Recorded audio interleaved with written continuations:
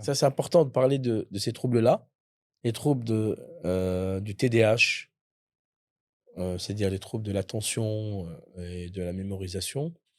C'est vrai que c'est pas facile, de gérer un enfant TDAH ou un enfant, hyperactif ou TDAH avec hyperactivité et aujourd'hui alors la question: comment il est devenu TDAH et hyperactif?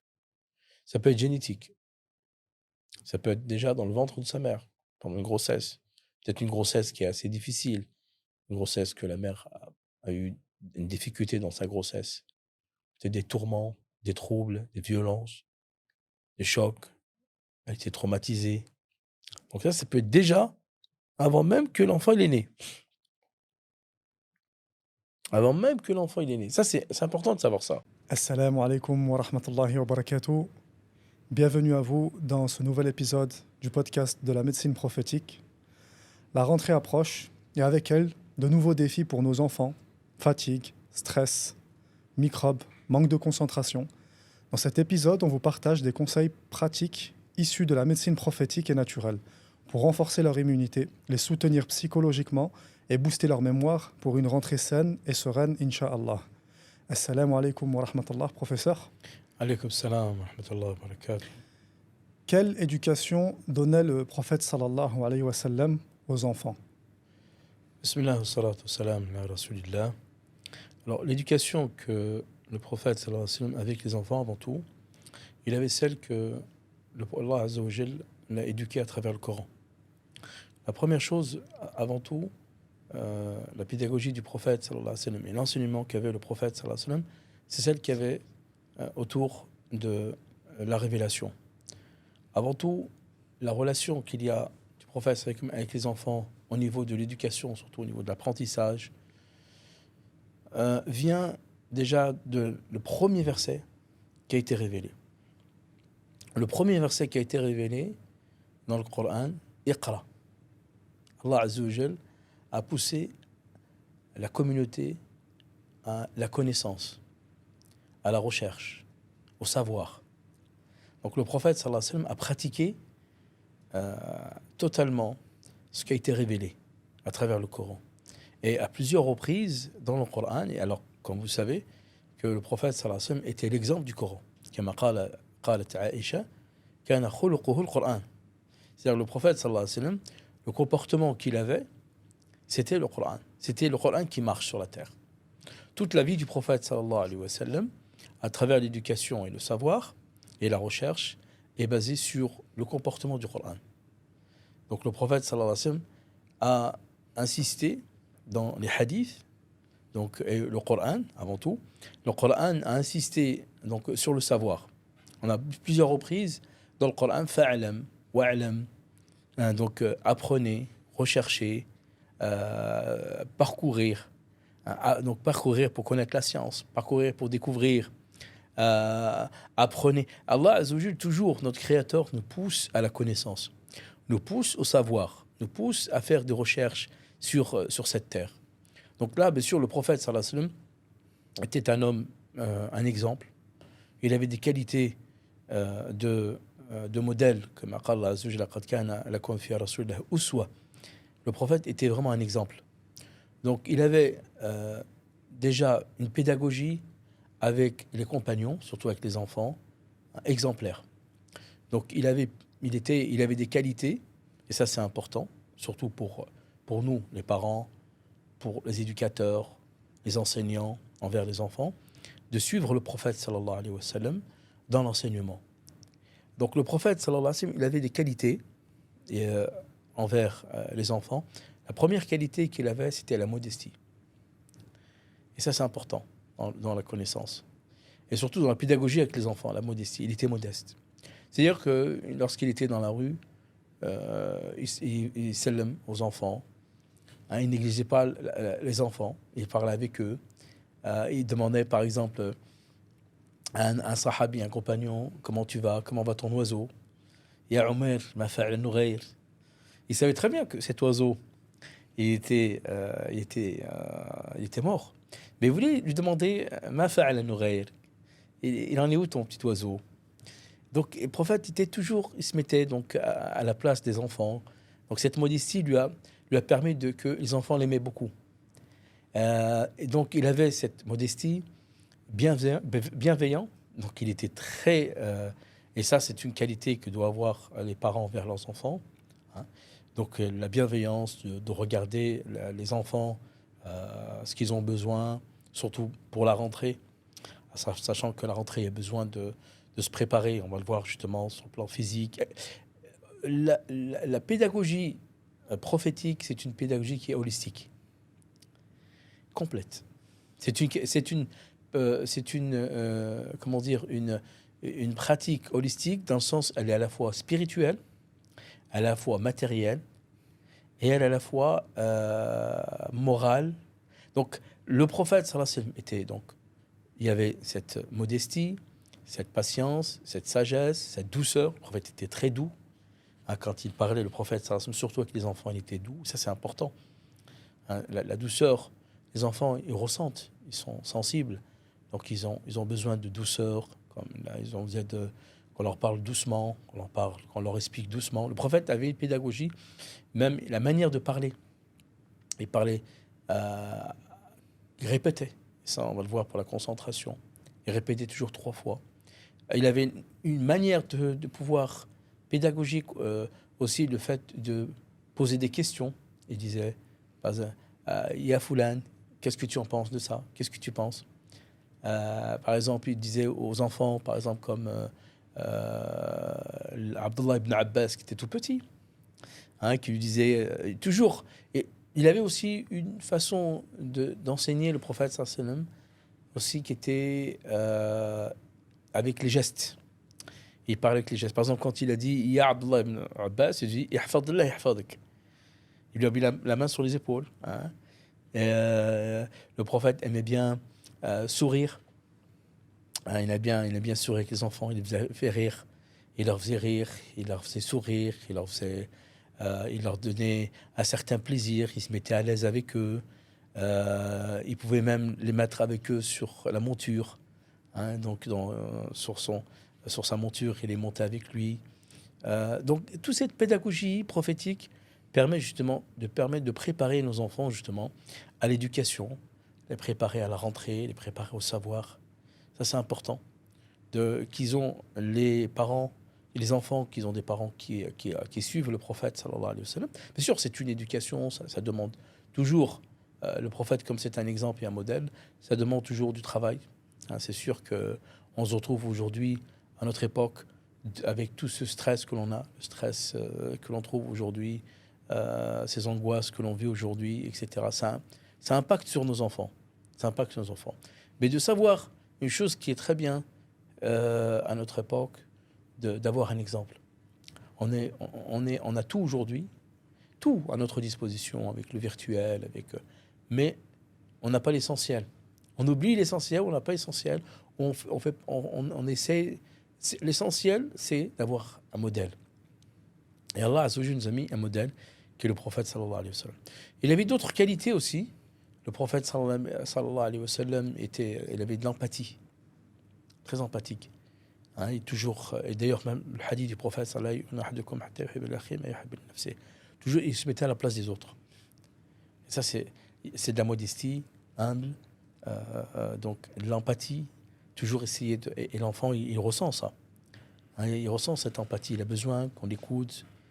L'enfant, il a besoin qu'on l'écoute, il a besoin qu'on le dirige, on a besoin qu'on ne soit pas dur avec lui, qu'on n'a pas aussi lui apporter quelque chose de plus fort, un fardeau. Il ne faut pas qu'il soit une surcharge sur lui, par exemple.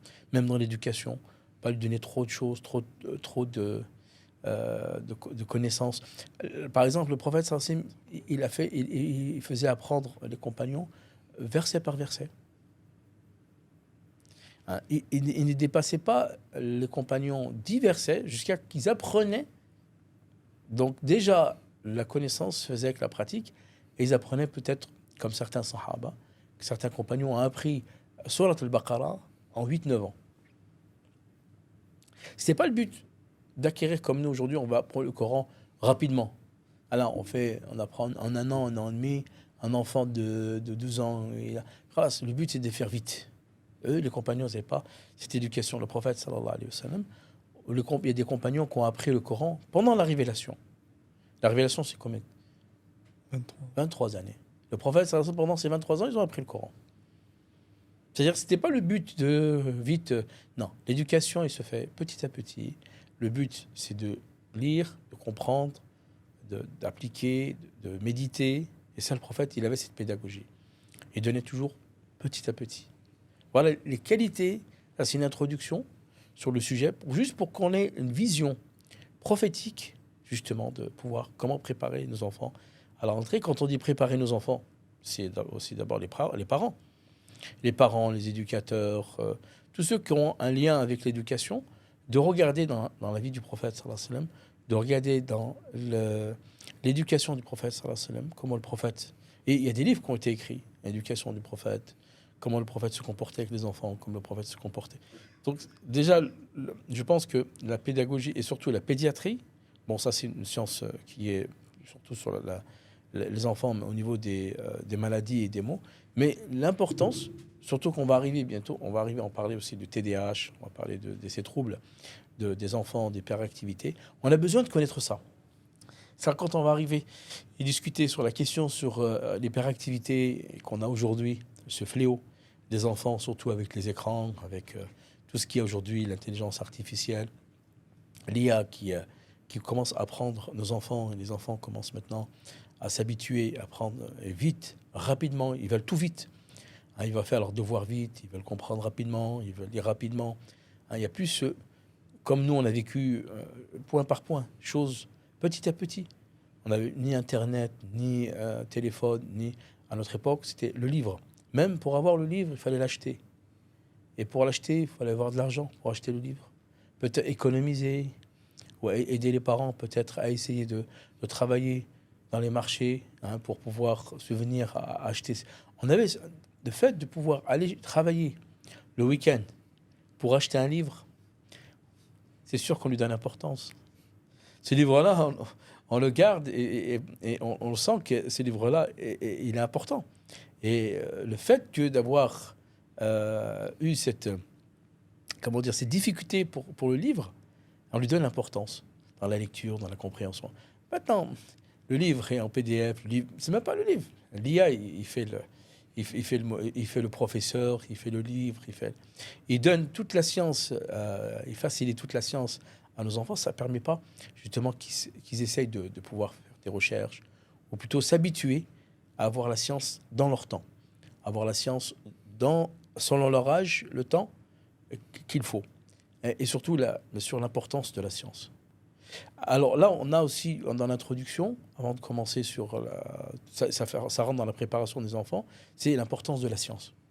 C'est-à-dire que le prophète, sallallahu alayhi wa sallam, toujours en relation avec le Coran, il a toujours donné importance à la science.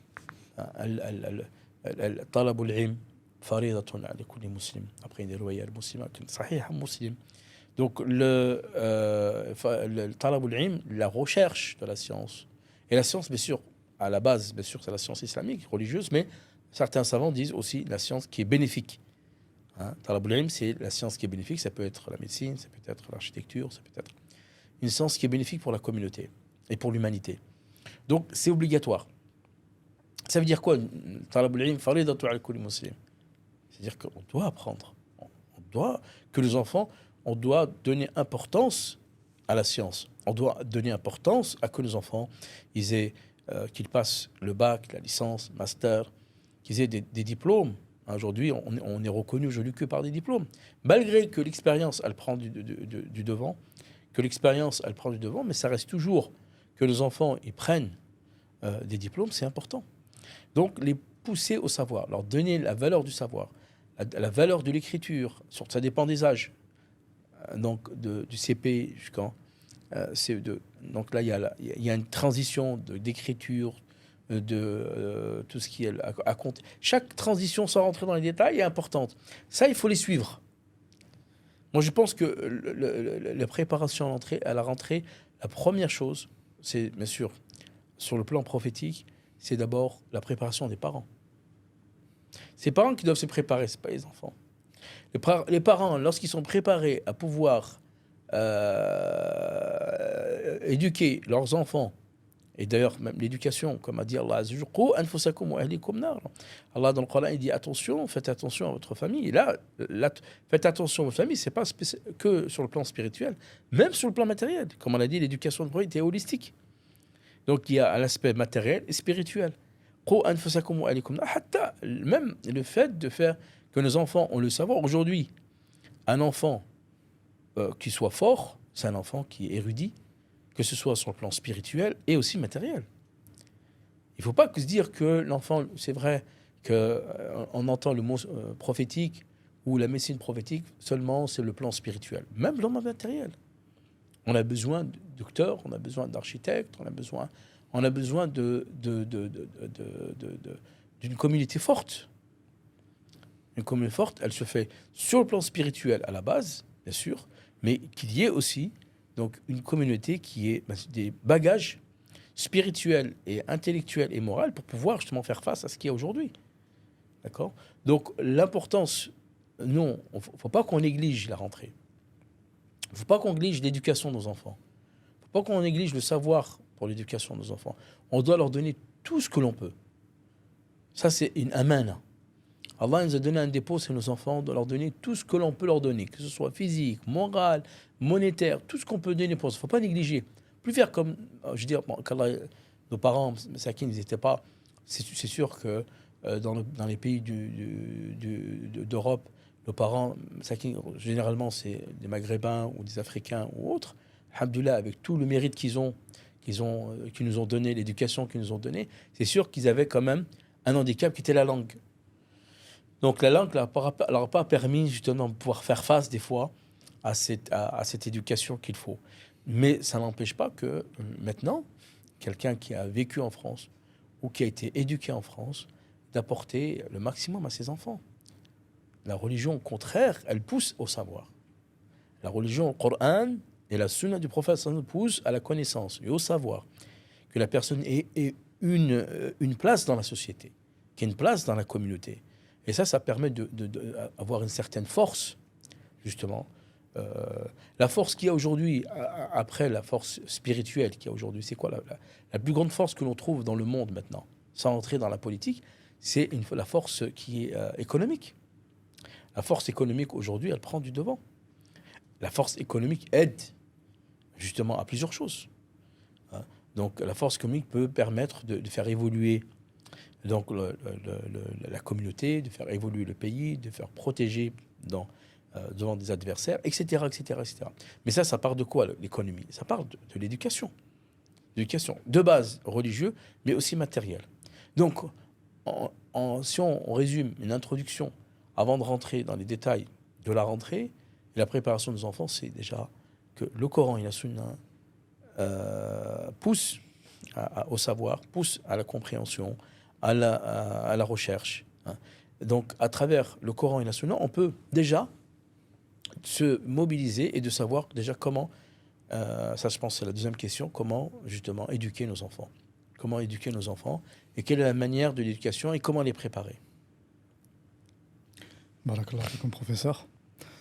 Donc alors, première question après l'introduction. Comment préparer ses enfants à la rentrée scolaire ? D'accord. Sur le plan alimentaire, sur le plan spirituel, sur le plan... On va commencer par le plan alimentaire, déjà dans un premier temps. Non. Alors, c'est sûr que l'alimentation, donc il y a le plan, d'abord on peut commencer par le spirituel, dans un premier temps, ensuite on parlera de l'alimentaire. Le plan spirituel, bien sûr, nos enfants, le prophète sallallahu alayhi wa sallam nous a dit « Allimu awladakum lis-sab'a ». Donc le prophète sallallahu alayhi wa sallam a dit « Apprenez à vos enfants à 7 ans ». En plus, on a dans l'éducation l'âge entre 6 et 7 ans. Donc, le CP, quand est-ce que l'enfant il commence ? Qui a appris ça au prophète sallallahu alayhi wa sallam ? Le prophète sallallahu alayhi wa sallam a dit « Allimu awladakum lis-sab'a ». Qui a appris au prophète sallallahu alayhi wa sallam que l'éducation commence à 7 ans ? Toutes les écoles du monde, ça commence le CP à quel âge ? 6 ans. Ils mettent une année, et cette année-là, la première année, c'est un petit peu... C'est encore un enfant. Le CP, c'est encore un enfant. C'est à partir de 7 ans, au CE1, qui commence l'alphabet, il faut qu'il l'ait. déjà à la crèche, il a l'alphabet, mais CE1, il doit commencer à écrire. À 7 ans. À 6 ans, il lui donne des jouets. Dans certains pays, ça dépend de chaque éducation. À 6 ans, comme c'est la tradition de la crèche, il ne faut pas qu'il le brusque. D'ailleurs, ça fait partie de l'éducation du prophète, sallallahu alayhi wa sallam. Il ne faut pas qu'il le brusque, l'enfant. Jamais le brusquer. Jamais le dire. C'est vrai qu'on aimerait qu'il avance rapidement, l'enfant. On aimerait que tout de suite, il passe. C'est vas-y.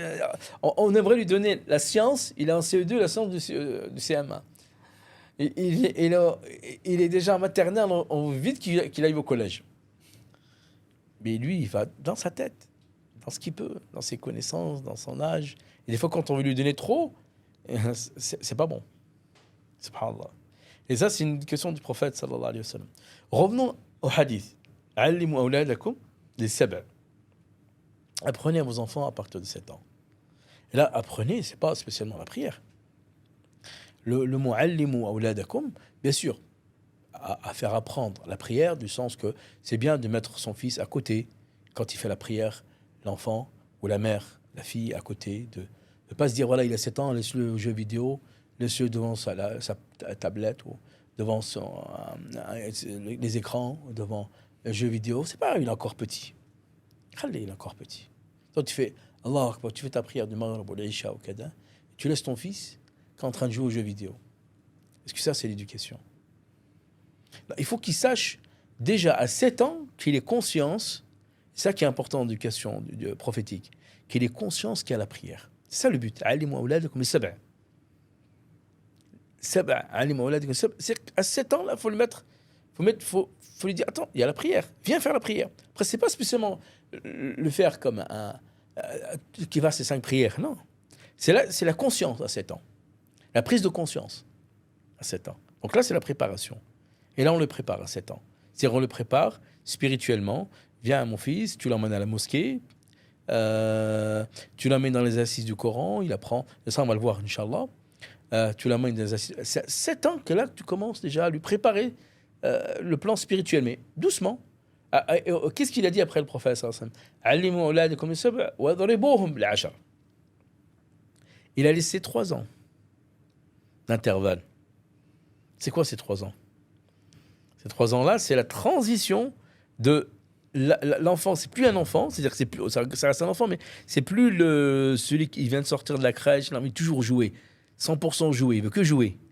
Par contre, à 7 ans, de 7 ans à 10 ans, c'est là qu'il faut lui apprendre l'écriture, à compter, tout ça. En même temps, là, il a fait une liaison, mais sur le prophète, c'est la prière.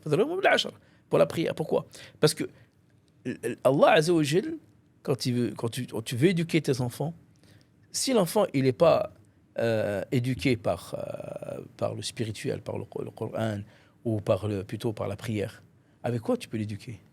Tu crois que tu vas être capable d'éduquer ton fils seul sans l'avoir éduqué dans la prière? C'est quoi la prière? On n'a pas la notion de la prière. La prière, ça veut dire que tu mets ton fils ou ta fille en relation avec Allah. Qu'est-ce que c'est le Coran? Le Coran, ça lui permet d'avoir une relation avec son Seigneur. Tout simplement.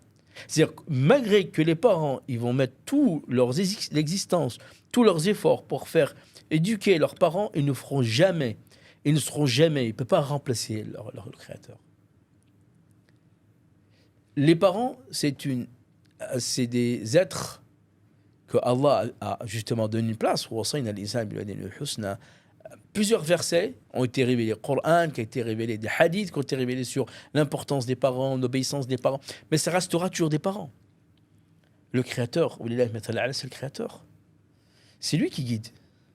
C'est lui qui apporte la sérénité. C'est lui qui donne la science. C'est lui qui élève. C'est lui qui permet de pouvoir aider l'enfant à garder la piété. Car l'éducation, le fin de l'éducation, qu'il soit docteur, ingénieur, qu'il soit le plus grand crack, qui apporte même des idées dans l'IA, par exemple, s'il ne fait pas la prière, à quoi bon? Il ne faut pas qu'on ait cette idée laïque de se dire, voilà, mon fils, bien sûr, ton fils, il faut qu'il ait une bonne place, qu'il ait une bonne situation, que ton fils il soit éduqué de la meilleure façon. On va voir tout ça, la propreté, etc. La meilleure façon. Mais sans la relation avec Allah, à quoi bon? Parce qu'on va être interrogé sur Wa'mur ahlaka bis-salah. Tu seras interrogé sur la religion de ton enfant. Tu seras interrogé sur la prière de ton enfant. Pourquoi on a cette vision de laïque de diviser la spiritualité avec le matériel? Pourquoi couper à chaque fois, se dire tiens, la religion c'est un côté et la science c'est un côté? Pourquoi ces divisions? Pourquoi pas faire comme le prophète sallallahu alayhi wa sallam, être à la fois holistique, c'est-à-dire à la fois d'avoir le matériel et le spirituel. Éduquer nos enfants à la prière et éduquer nos enfants à être les meilleurs de la classe. Et généralement, l'enfant qui a une éducation avec la prière et avec l'éducation du Coran et l'éducation spirituelle, c'est le meilleur de la classe. Parce que c'est le plus sérieux. Au niveau du Coran, il va être très intelligent. Il va écouter ses parents. Tous c'est des éléments. Et en plus, une autre chose, c'est que le fait qu'on le mette dans la spiritualité, que les enfants, ça aide les parents. Un parent qui a des enfants qui sont pieux, ça aide pas. Maintenant, si on a des enfants on est toujours soucieux, qu'est-ce qu'ils vont faire dehors, ils vont peut-être marcher avec des délinquants, peut-être qu'ils vont être dans la drogue, peut-être qu'ils vont aller, on va toujours se mettre dans sa tête, être anxieux et avoir du stress et l'anxiété de ce qu'ils vont devenir nos enfants plus tard, la peur de ce qu'ils vont devenir nos enfants, ou la peur lorsqu'ils sortent avec leurs amis ou leurs copains, on ne sait plus. Mais lorsqu'on a éduqué nos enfants à partir de 7 ans, et 10 ans c'est la limite, fadribou. Et là le but, quand il a dit le prophète sallallahu alayhi wa sallam, 10 ans, frapper-les à 10 ans, c'est pas frapper, le but c'est de frapper, de torturer, non. Frapper, c'est dire que l'enfant à 10 ans, il faut dire, écoute, il faut que tu fasses la prière. Il n'est pas pubère. Il ne sera pas... la puberté, c'est là qu'il commence, il doit faire la prière, l'obligation de faire la prière. Mais là, à 10 ans, le prophète, pourquoi il a dit frapper à 10 ans? C'est-à-dire que là qu'il faut... 7 ans, c'est la douceur. Même 10 ans, c'est douceur, mais c'est là, à 10 ans, il faut qu'il soit plus conscient. Parce qu'il va passer le cap après 10 ans, c'est ce qu'on appelle l'adolescence. C'est vrai que l'adolescence, c'est à 12 ans. Mais il y en a certains, ils ont une adolescence très jeune. Il y a certains qui ont une adolescence jusqu'à 11 ans. Beaucoup l'adolescence après 10 ans, à 11 ans. Certains 12 ans, certains 13 ans, certains même problème hormonal jusqu'à 18 ans, ils ont l'adolescence. C'est-à-dire ils sont pubères à 18 ans. Ça, c'est dans les hadiths. Et on a ça dans le fiqh aussi, dans le fiqh islamique, la jurisprudence islamique. Il y a les juristes ont justement apporté cette mas'ala et on dit que certains, ils peuvent avoir la puberté très jeune. Mais certains, ils peuvent l'avoir très tard. Problème hormonal, ils peuvent avoir jusqu'à 18, 19 ans. Ça, c'est trop tard. C'est tard. D'accord? Donc, fadribum l'âge, c'est là, c'est la limite, là. Il va être pubère. Parce que quand il va être pubère, c'est plus difficile. Il sera plus difficile à lui expliquer, plus difficile à l'écoute. Donc là, pubère, là, il va moins écouter le père, moins écouter la mère. Là, il est pubère, il est adolescent. Là, il se dit, moi, je veux devenir un homme. Qu'est-ce qu'ils veulent? Mes parents, ils sont pas comme moi, mes parents. Ils ont vécu leur ère. Ils ont vécu ce qu'ils avaient avant. Pourquoi? Moi, je veux la nouveauté. Moi, je veux changer. Moi, je comprends mieux qu'eux. L'adolescent, il est comme ça. C'est hormonal. C'est psychique et hormonal. Après, bien sûr, il y a influence, etc. Mais c'est psychique et hormonal. Donc là, l'adolescent, il est là. Il se dit, c'est plus difficile. Par contre, lorsqu'on a fadribouhum al-ashr, le prophète a dit, ordonnez-leur à 10 ans, c'est là qu'il faut vraiment faire attention à l'enfant. Donc là, on a l'éducation de 7 ans à 10 ans qui est important. Donc là, on passe à le plan spirituel, au plan matériel. La deuxième chose sur le plan matériel. Le plan spirituel, les habituer, les emmener à la mosquée, les emmener aux assises du Coran, aux assises de la langue arabe, de faire des amis, les emmener ensemble, toujours avec toujours cette souplesse, de leur donner ce qu'ils aiment. S'ils aiment, par exemple, le fils, il aime le foot, on ramène au foot. Si on aime la natation, on ramène la natation. À côté de ça, lui apporter le spirituel avec douceur. La fille, pareil, est-ce qu'elle aime, pour essayer de lui faire aimer cette religion, et faire aimer la prière. Le but, c'est de faire aimer la prière. Parce que lui, dans sa tête, il n'a pas encore, pour lui, devant lui, il est encore petit, c'est qui l'exemple? C'est qui la relation qu'il a? C'est qui la liaison qu'il a? Les parents. Sa limite, c'est ses parents. D'accord? Donc, lui, la prière, pour lui, il n'a pas la valeur de la prière. Il a la valeur de la prière, l'enfant, à 7 ans. Il n'a pas la valeur. À 10 ans, il n'a pas la valeur de la prière. C'est-à-dire qu'après la puberté, quand il commence à être pubère, il commence à avoir 12 ans, très grand au collège. Le collège, c'est là. Hein? C'est devenir... Il se dit, ça, c'est une transition, le collège, très difficile. Hein? C'est là qu'il va apprendre, et ça dépend de l'endroit où il va être, c'est là qu'il va apprendre tout. Il peut apprendre toute chose à cet âge-là. Donc là, c'est important de l'éduquer et de lui apporter donc la spiritualité, de l'aider à la prière, de l'aider à certaines tout ce qui est donc au niveau spirituel, donc le faire apprendre le Coran, de faire apprendre donc tout ce qui est la pudeur, tout ce qui est les choses donc qui est important pour son éducation. Le plan matériel, donc c'est le matériel, hein, la préparation matérielle. Préparation matérielle à l'enfant à la rentrée. Bien sûr, ce qui est important, c'est l'alimentation. Hein. Donc l'alimentation il est important de l'enfant. Pas se dire, voilà, l'enfant il va aller à l'école, donc il va rencontrer bien sûr des enfants qui mangent un petit peu tout. Surtout, pour qu'il y ait l'enfant une éducation où il apprenne correctement, bien sûr, il faut qu'il ait une alimentation qui soit variée, équilibrée, des fruits, des légumes, hein, la vitamine C, les céréales, hein, beaucoup de céréales d'ailleurs. Hein, donc, qui alimente. De faire attention aussi à nos enfants, donc tous ces produits transformés. Parce que les produits transformés, ça fait ralentir. Ça, en plus, ça aide même pas nos enfants à pouvoir bien réfléchir. Tout ce qui est transformé, ça aide pas les enfants à réfléchir.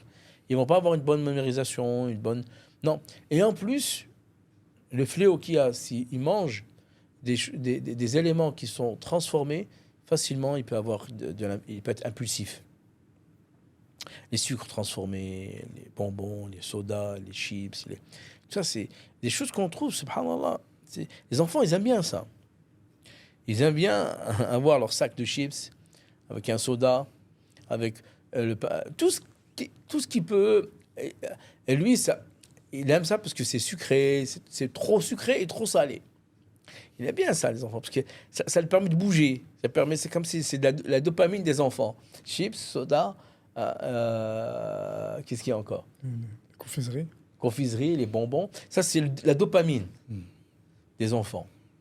Si tu l'enlèves, il va la chercher à l'école, chez des autres camarades.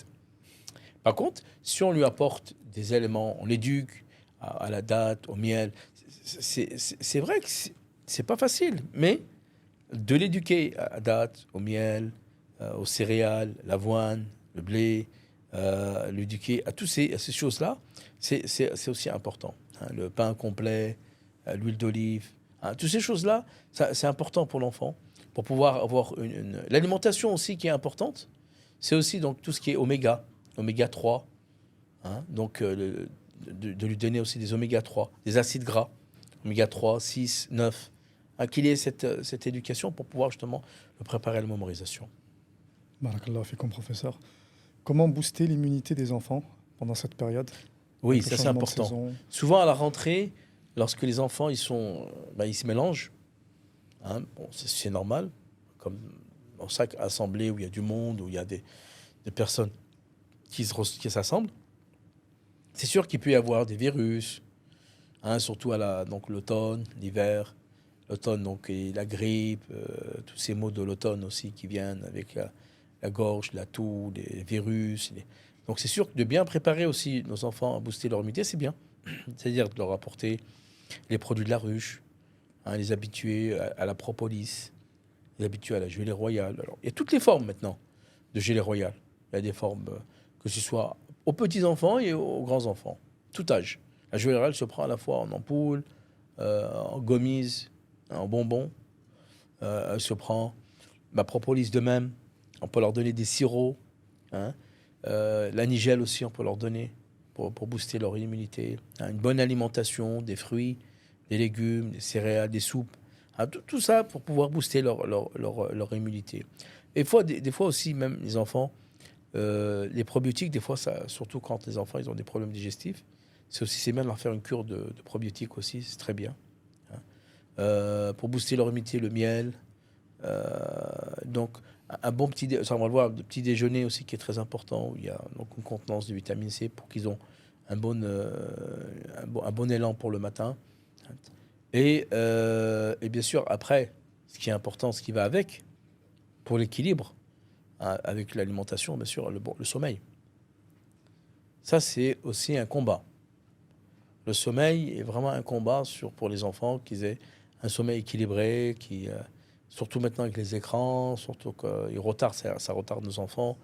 Hein, ils aiment bien regarder des dessins animés, des jeux vidéo, des sites tard, et ça peut leur faire, ça l'incombe sur la connaissance, sur les devoirs, ça l'incombe sur beaucoup de choses, hein, sur le matin, donc faire attention à tout ça, à gérer tout ça et canaliser tout ça. Barakallahu fikum, professeur. Comment les soutenir psychologiquement? Voilà, psychologiquement, faut essayer d'être proche d'eux et de parler avec eux. Il ne faut pas que ce soit une routine. À la cartable, stylo, vas-y, qu'est-ce que tu as besoin? Tu as besoin du cartable, du stylo, combien de stylos, combien de feuilles, combien de ci. Non, c'est robot, vas-y. Des nouveaux habits, et tu vas à l'école. Des nouveaux habits, un cartable, et horloge. Il faut aussi les préparer psychologiquement. C'est important de discuter avec eux, surtout s'ils sont petits, de discuter avec eux, de leur dire voilà, de les mettre à l'aise. Ça dépend après si une fille, un garçon, la mère est très proche de sa fille, le père est très proche de son fils. Donc de les préparer déjà psychologiquement, de parler avec eux, comment ça se passe tous les jours, comment ça s'est passé, qu'est-ce que tu as fait aujourd'hui. C'est pas, il arrive de l'école, tout de suite la télévision. Tac, aucune discussion, ou portable. Comme ça, aucune discussion. L'enfant, peut-être qu'il va prendre des choses mauvaises. À l'école, non, on ne sait pas. Il peut prendre des ambiguïtés, il peut prendre des mauvaises habitudes, des choses, même des camarades, etc., etc. Donc, la préparation, c'est pas que le cartable. C'est simple, le cartable. C'est matériel. Cartable, tu vas à tel endroit, tu achètes le cartable, les stylos.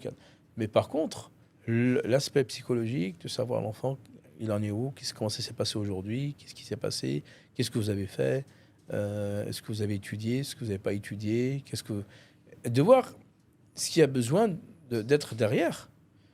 Hein, peut-être qu'il y a de l'harcèlement, on va le voir ça, l'harcèlement. Peut-être l'enfant il a été harcelé, surtout si c'est en début, peut-être qu'il n'est pas habitué à l'endroit, ou peut-être qu'il a été harcelé par des enfants, par des garçons. Donc il y a besoin parce qu'il y a des enfants qui sont sensibles. Et des enfants qui sont tellement sensibles, ils se font harceler par exemple, ils le gardent pour eux. Et ça joue sur... Après on se dit, mais qu'est-ce qui lui arrive? Il est ensorcelé mon fils, ou il a mal au culte? Qu'est-ce qui lui arrive? Donc il faut le préparer psychologiquement, il faut être avec lui, il faut essayer de pouvoir le soutenir moralement. De voir un petit peu... Ensuite, regarder son cartable, qu'est-ce qu'il a besoin, qu'est-ce qu'il faut que je t'achète, comment c'est passé, comment elle est ta maîtresse, comment il est ton professeur, c'est qui vous enseigne, comment il vous enseigne. Après, ça dépend des niveaux. Le plus petit, ce sera d'une manière, le collégien, ce sera d'une manière, le lycéen, d'une manière, même celui qui a à l'université. Ça peut être qu'à l'université, il est libre, on laisse comme... non, lui aussi, il a besoin. Lui aussi, l'université, il a besoin. Peut-être qu'il a besoin aussi de savoir. Ils veulent, surtout s'ils sont sous la tutelle des parents, s'ils sont sous le toit des parents, il a besoin toujours d'être orienté. Il a besoin d'être orienté. Parce que s'il n'est pas orienté par les parents, c'est souvent qu'il est orienté par peut-être des mauvaises personnes qui vont le désorienter. D'accord ? Les meilleures personnes qui peuvent orienter leurs enfants, c'est les parents. Donc, les préparer moralement, les soutenir moralement, leur apporter un réconfort moralement, s'ils ont besoin de quelque chose moralement, qu'ils en discutent. Hein, s'il y a quelqu'un qui leur a fait du mal, quelqu'un qui... Peut-être ils ont eu des lacunes. Hein, donc ils en parlent. Ils suivent l'enfant dans ses études. Hein, s'il a tous les livres, s'il a tous les cahiers, s'il a bien écrit, s'il a un problème d'écriture, s'il a un problème avec la professeure, si le professeur là, s'il y a des enfants qui l'ont harcelé ou des enfants il y a eu une mauvaise liaison avec des enfants, ou même s'il le faut, que les parents ils y aillent à l'école. Que les parents ils voient qu'est-ce qui se passe, comment ces enfants ils sont, comment, surtout si c'est primaire, d'aller voir comment c'est, de rentrer, de voir comment ça se passe à la classe, le professeur, discuter avec le professeur. C'est aussi bien de connaître, d'avoir des liens avec le professeur, de voir l'évolution avec le professeur, qu'ils aient un contact avec le professeur. Toutes ces choses-là, ça aide l'enfant. L'enfant, il se sent sécurisé. L'enfant, il se sent sécurisé, il aime. Il y a une relation, il sent que son père ou sa mère, elle est présente et elle apporte vraiment tout ce qu'elle peut jusqu'à qu'ils puissent arriver à leur objectif. Barakallahu fikum. Comment enseigner les bonnes valeurs aux enfants? Soigner les bonnes. Enseigner les bonnes valeurs. De toute façon, les bonnes valeurs, on les a dans le spirituel. Hein. On les a dans notre religion. Les bonnes valeurs, ils vont être c'est la pudeur, c'est bien ça. Les bonnes valeurs, donc la pudeur, plutôt avoir les bonnes valeurs. Déjà, généralement, les parents, les enfants, ils prennent les bonnes valeurs des parents.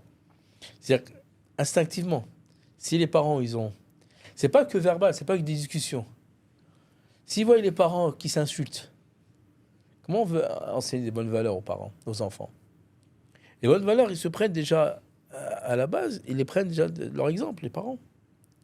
S'ils voient leur père et leur mère déjà qu'ils ont déjà ces valeurs, ils vont prendre des parents. Donc, l'enseignement des bonnes valeurs, c'est bien sûr à la maison qu'il y ait ce respect entre les frères et sœurs, qu'il y ait un respect. Il faut que les parents instaurent le respect, qu'ils instaurent le respect, qu'ils instaurent cette entraide. Des petits, ils s'entraident. Pas qu'ils sentent de différence. Qu'ils s'entraident. Et là, bien sûr, et là c'est important, le prophète, sallallahu alayhi wa sallam, même, subhanallah, fa'dilu bayna awladikum. Il a dit, prophète, attention, ne soyez pas injuste envers vos enfants. C'est-à-dire que si un petit enfant, tu l'embrasses, il faut que tu embrasses l'autre. Pas que tu l'embrasses devant l'autre. Il dit, comment se fait? Ça, c'est un exemple. Hein. Parce qu'on parle de bonnes valeurs. C'est pas que tu dis, celui-là, tu l'embrasses. Et celui-là, tu l'as délaissé. Pourquoi tu dis non? Si tu l'as embrassé, embrasse Tani. Embrasse le deuxième. Et là, il nous a donné une règle, le prophète, sallallahu alayhi wa sallam, dans l'éducation. I'dilu bayna awladikum. Soyez juste avec vos enfants. Si vous voulez éduquer vos enfants, soyez juste. Si celui-là, tu lui as donné à un deuxième. C'est des bonnes valeurs, ça. Si tu as donné à celui-là, tu as donné un cahier, de le cahier à l'autre. Si tu as donné un stylo, donne un stylo à l'autre. Après, bien sûr, les savants, ils expliquent ce hadith avec, bien sûr, ça dépend des âges. Celui qui est au primaire, il n'aura pas le besoin qu'il y a celui qui est à l'université. Non, ce sera différent. Mais à chacun à son niveau, et les valeurs, ils viennent, surtout dans notre religion, les valeurs, elles viennent avec être juste. Il faut qu'il y ait dans la maison qui s'installe dans l'éducation de la maison, et ça c'est vraiment un grand combat à notre époque, qui est cette justesse, la justice entre les enfants. Ça c'est... et on en sort justement de fait de parler de ça. Tous les fléaux, tous les troubles psychologiques viennent de ce problème-là, généralement. Les troubles psychologiques des enfants, c'est souvent ça. Le père, il a valorisé celui-là, il a délaissé celle-là. Ou il a valorisé sa fille, il a dévalorisé son fils. Ou la mère, elle a valorisé sa fille, elle a dévalorisé son fils. Ou la mère, elle a valorisé son fils, ou elle a dévalorisé sa fille. À cause de quoi? Parce qu'on n'a pas pratiqué le hadith du prophète, sallallahu alayhi wa sallam. I'dilu bayna awladikum. En fait, dans ce qui dit I'dilu bayna awladikum, soyez juste avec vos enfants. Chacun, il faut leur donner à chacun de leur donner ce qu'il y a. Et de ne pas montrer la différence. Pas se dire, celui-là, non. Les valeurs, elles commencent à être justes. Après, bien sûr, il y a des valeurs, bien sûr, entre sexes, masculin et féminin et tout ça. Il y a des valeurs qui s'installent. La pudeur de la fille, bien sûr, avec le prophète sallallahu alayhi wa sallam a dit un hadith, divisez-les dans leur chambre. Et là, les savants ont apporté beaucoup d'enseignements sur ça, sur les valeurs de la famille, qu'on ne va pas mettre dans une seule chambre la fille et le garçon. Ça, c'est pour justement, mais ça, c'est important. Parce qu'on ne met pas le garçon et la fille dans une même chambre, dans le sens pour pour garder des valeurs. C'est pour préserver justement la famille, de préserver et souder la famille, et que, en fait, pour pas qu'il y ait derrière cela des mauvais comportements. Des mauvais comportements. Donc ça permet que la fille, elle a sa pudeur, et le garçon, il a sa pudeur. La fille, elle a sa chambre, le garçon, il a sa chambre. Ça, c'est prophétique. Ça, c'est d'enseignement prophétique. Tout cela, c'est d'enseignement prophétique. Donc, ce qu'il a dit, divisez-les dans leur chambre, c'est vraiment... Il y a des enseignements dans ça. On en tire des enseignements que la fille, elle a sa pudeur. La fille, elle a son habit.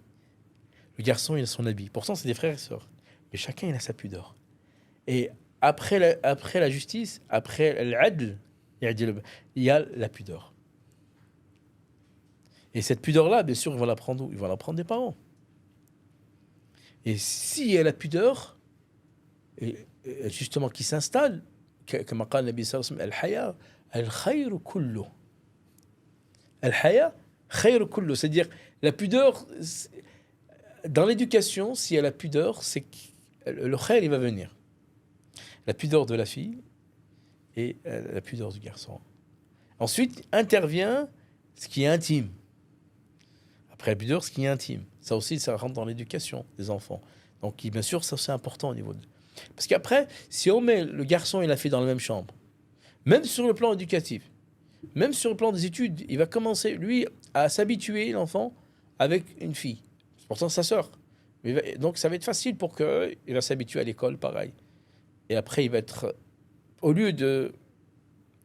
qu'il se concentre sur ses études, peut-être il peut tomber dans un piège de tout de suite penser à des choses, c'est-à-dire au niveau... les instincts, comme on dit, sexuels, les instincts qui sont...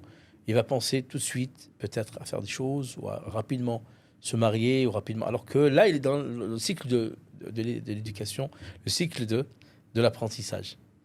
D'accord? Donc, ou faire des choses mauvaises, bien sûr. Ou faire des choses mauvaises, que ce soit la fille ou le garçon.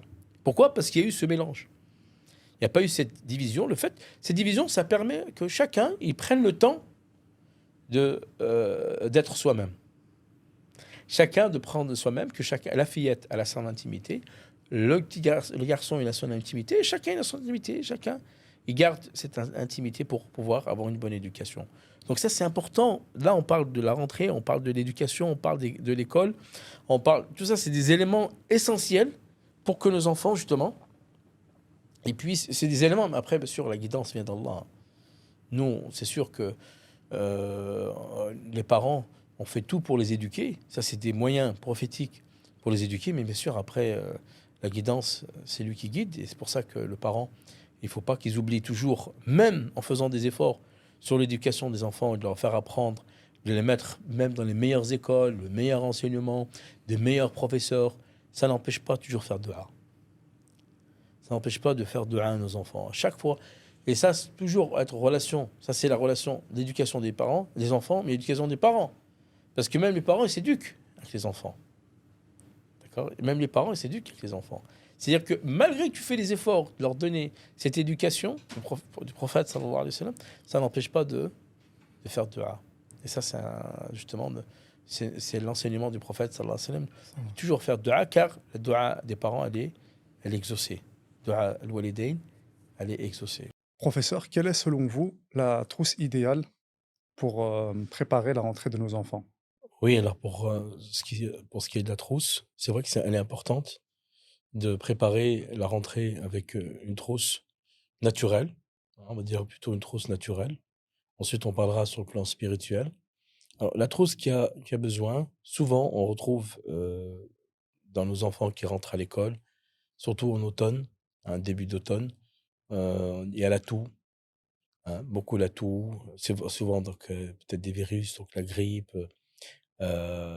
Donc déjà pour la toux, ce qu'il faut, c'est préparer les enfants à booster leur immunité, ça on en a parlé déjà. Ce qui est très bien pour la toux, le système respiratoire et la toux, c'est la propolis. Donc la propolis, elle est très bien, elle se fait très bien pour les enfants. Donc c'est bien d'avoir une trousse de maison pour les enfants, d'avoir la gelée royale, la propolis, le pollen d'abeille, le pain d'abeille, d'avoir tout ça à la maison. C'est bien de varier. c'est-à-dire sirop de propolis par exemple, euh, des multivitamines aussi, qui est très bien pour booster l'immunité. Hein, donc, surtout contre les virus. Donc, une trousse qui soit idéale pour pouvoir protéger nos enfants, surtout quand il y a la rentrée. Donc, comme on l'a dit, donc c'est sûr qu'il peut y avoir avec plusieurs enfants différents, donc ils peuvent ramener chacun quelque chose. Donc, pour les préserver, ce qui est très bien de les préserver, c'est bien sûr les produits de la ruche. Dans un premier temps, les produits de la ruche. Alors, il y a plusieurs formes de produits de la ruche. On peut utiliser donc le sirop, des pastilles, selon les âges. Hein, selon les âges. C'est-à-dire que 6 ans, ils peuvent prendre, bien sûr, des sirops de propolis, du gelée royale, pain d'abeille. Ils peuvent prendre aussi des sirops avec la propolis et des plantes. Donc, il y a 3 plantes idéales pour tout ce qui est virus, tout ce qui est tout ce qui est. Il y a l'origan, le, donc le thym, l'origan et la marjolaine. Le thym et l'origan et la marjolaine. Ça, c'est 3 plantes idéales pour pouvoir justement lutter contre les virus. Alors, on peut leur donner des tisanes le soir aussi, si la toux elle est persistante. On peut leur donner donc sirop. Alors, ce qui est bien en sirop, et plutôt en tisane, c'est bien de donner par exemple la mélisse le soir pour les enfants. Ensuite, il peut y avoir autre chose aussi. Souvent, les enfants, lorsqu'ils rentrent à l'école, ils ont des troubles digestifs. Vous savez, les enfants, chacun il leur fait goûter. Hein, donc, un, il fait goûter le chocolat, chips, cadavre. Chacun est différent. Certains même amènent des sandwichs. Et il peut y avoir, hein, donc les enfants, ils sont tentés. Ils sont tentés par surtout le sucre. Donc, ça peut déséquilibrer la flore intestinale. Donc, ça peut déséquilibrer la flore intestinale. Donc, il peut se retrouver avec des ballonnements, avec des remontées, certains, avec un dérèglement du transit. Donc là, il faut vraiment se mobiliser et voir qu'est-ce qu'ils ont pris, leur demander, hein, pour pas faire une indigestion, pour pas qu'il y ait des vomissements et tout ça, et les aider justement à régénérer leur flore intestinale par des probiotiques. Probiotiques, il y a plusieurs façons d'utiliser les probiotiques dans la trousse. On peut utiliser les probiotiques donc à un certain âge, donc on peut trouver de en poudre, en gélule. Alors quand c'est des enfants de 6 ans, par exemple, ce qui est plus simple d'utiliser les probiotiques, c'est en gommise, en forme de bonbon là. Donc ça, c'est plus facile pour eux d'utiliser ce. Ça permet de régénérer leur flore intestinale, comme ça ils n'ont pas de problème à l'école. Donc, et des problèmes qui peuvent infecter donc la peau. Donc, ce qui est important aussi donc, au niveau des enfants, c'est de leur préparer leur goûter, de bien leur préparer, qu'ils prennent bien avec eux leur goûter.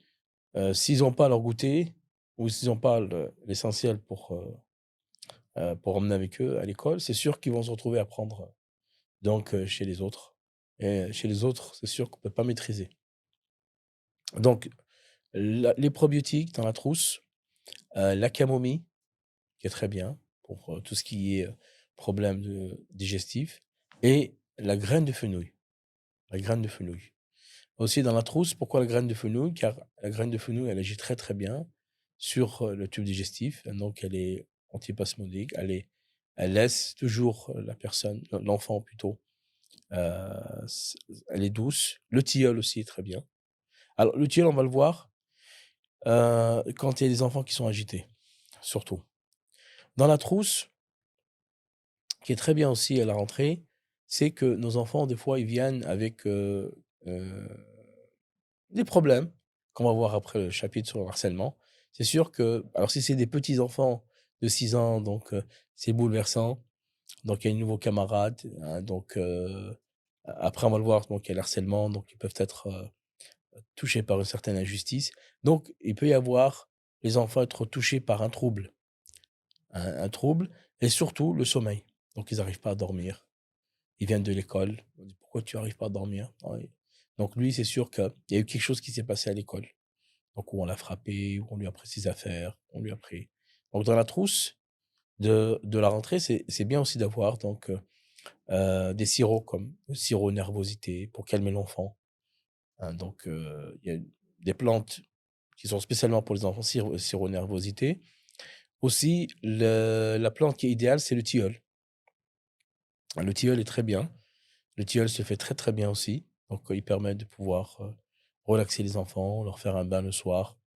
La ruqya, hein, malgré que c'est spirituel, mais la ruqya est aussi important de faire la ruqya à nos enfants, hein, de leur mettre du Coran le soir dans leur chambre, hein, de bien faire attention. Parce que des fois, c'est la rentrée, il peut y avoir beaucoup de choses.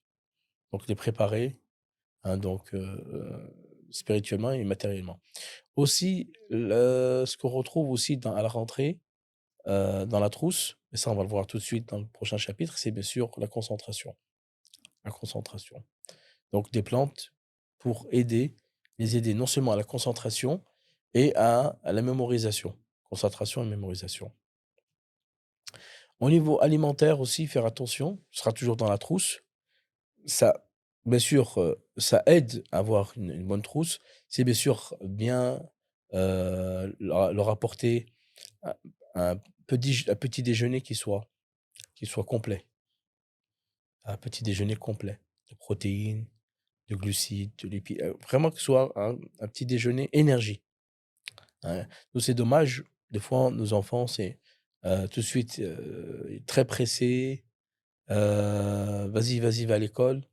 Vas-y, mets dans ton cartable un jus carton et un petit, un petit croissant ou un croissant tout. Les choses prêtes, et on fait pas attention parce que l'enfant, c'est où il n'a pas pris assez d'énergie, donc il va puiser, il va essayer de chercher de le prendre chez ses camarades, ou ça peut impacter dans ses études. Alors que s'il prend, il prend assez de force au petit déjeuner où il y a du miel, il y a du pain complet avec des œufs, hein, vraiment que ce soit complet pour lui, des protéines qui soient vraiment complets pour lui, ça lui permettra de pouvoir se concentrer plus donc aux études. Fais pas attention, mais c'est des fois c'est des petits détails comme ça qui font que l'enfant, des fois, il sent qu'il va à l'école fatigué. Manque de concentration. Manque de concentration, on va le voir Mm. ça, concentration. En revenant sur la fatigue, alors est-ce qu'on peut donner à nos enfants la spiruline? Parce que dans la trousse de la rentrée scolaire, est-ce qu'on peut donner à nos enfants la spiruline? Oui, la spiruline, elle se donne à tout âge. On peut donner la spiruline surtout bon, à la rentrée, quand on parle de la rentrée, c'est donc CP, c'est 6 ans. Donc, on peut lui donner de la spiruline à tout âge. On peut donner donc, elle se trouve à 6 ans en céréales, en pastilles, en comprimés, en gélules, hein. Il y a aucun problème. On peut la faire dans des jus, on peut lui donner aussi dans les jus, il y a aucun problème, en poudre, c'est très bien aussi. En tous les cas, il faut lui donner quelque chose qui lui permet de pouvoir avoir de l'énergie et surtout les adaptogènes. Les adaptogènes sont essentiels pour nos enfants. C'est vrai qu'on les utilise beaucoup, les adaptogènes, pour des pathologies ou pour les plus âgés, mais même les enfants, ils peuvent utiliser les adaptogènes.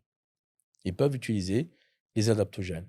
Donc, les adaptogènes idéaux pour la trousse, c'est bien sûr donc la spiruline, le calmate, chlorella, hein, c'est des algues, la gelée royale, qui est très bien aussi, la nigelle, qui est très bien aussi, dans la médecine prophétique, est très bien.